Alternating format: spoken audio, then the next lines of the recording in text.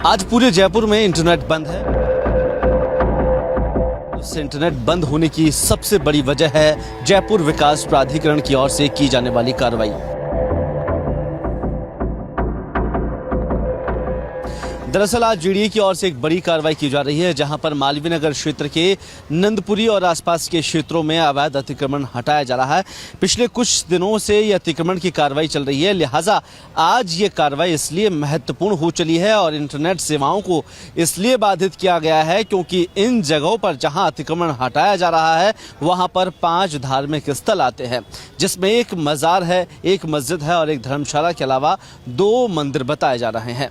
लिहाजा मस्जिद का ढांचा है वो ढहाया जा चुका है और अब तक जो कार्रवाई हुई है वो आपको सीधे तौर पर नजर आएगी। दरअसल ये जो पूरी कार्रवाई है सड़क चौड़ीकरण को लेकर है। 80 फीट की ये रोड बताई जा रही है, जिसके दोनों ओर लगभग कई जगहों पर अवैध अतिक्रमण हो रखे थे, जिसे लेकर जीडीए प्रशासन ने पहले ही कार्रवाई कर दी थी। लेकिन जहां धार्मिक स्थलों की बात आती है, जिला कलेक्टर की ओर से ऑर्डर आने के बाद से इन्हें हटाने की कार्रवाई शुरू की गई है। लिहाजा इस पूरे मामले को लेकर अलग अलग कंपनियां तैनात की गई है। पुलिस की 12 कंपनियां यहां पहुंची है और तकरीबन 3000 से अधिक पुलिसकर्मी यहां आपको तैनात नजर आएंगे।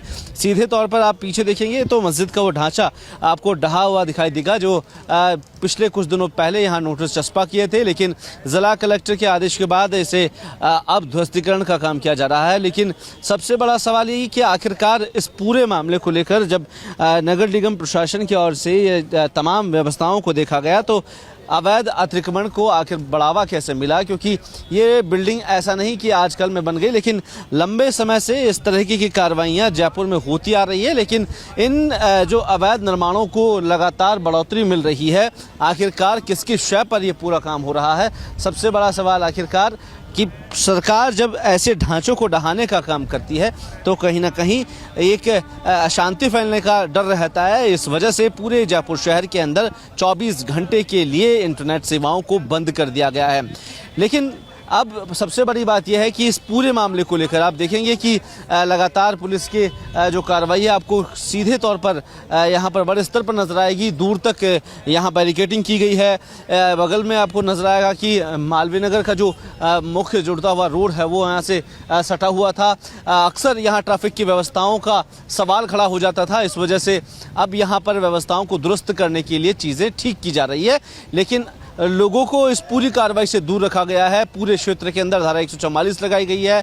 किसी भी ग्रुप और लोगों को यहाँ इकट्ठा नहीं होने दिया जा रहा है और कोई भी ग्रुपिंग मैसेजेस और बल्क मैसेजेस को रोकने के लिए सीधे तौर पर यहाँ एक व्यवस्था की गई, जहाँ पर इंटरनेट सेवाओं को रोका गया और इसके अलावा भी बल्क मैसेजेस को भी बिल्कुल स्टॉप कर दिया गया है। आप चारों तरफ व्यवस्थाओं को देखेंगे, जहाँ एक और अग्निशमक और एम्बुलेंस की गाड़ियाँ नजर आएगी, पुलिस की गाड़ियाँ आपको नजर आ जाएगी। इस पूरे मामले को लेकर जीडीए प्रशासन की ओर से तमाम व्यवस्थाएं की गई थी, लेकिन अब जब नजर आ रहा है कि इस पूरे ध्वस्तीकरण की कार्रवाई में धार्मिक स्थलों को हटाया जा रहा है तो सीधे तौर पर यह सवाल भी खड़ा होता है कि आखिरकार ये धार्मिक स्थल बन कैसे गए और किसके शय पे बने हैं। क्या अधिकारियों की इतनी गहरी नींद होती है कि यहाँ सालों से ये निर्माण चले और उसके बाद एकाएक ये बिल्डिंगें बनती गई और प्रशासनिक अधिकारी इस पर आंखें मूंद कर बैठे रहे।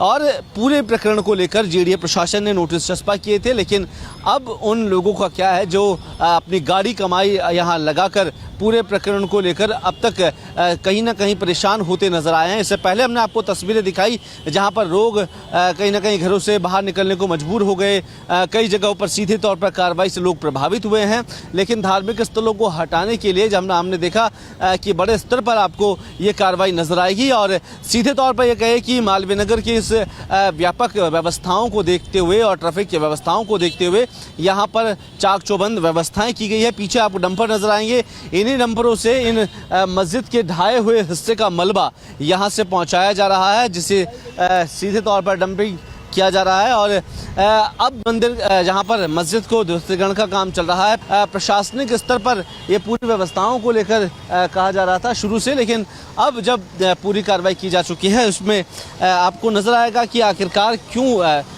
इस पूरे मामले को लेकर जीडीए प्रशासन की ये सख्ती नजर आई है।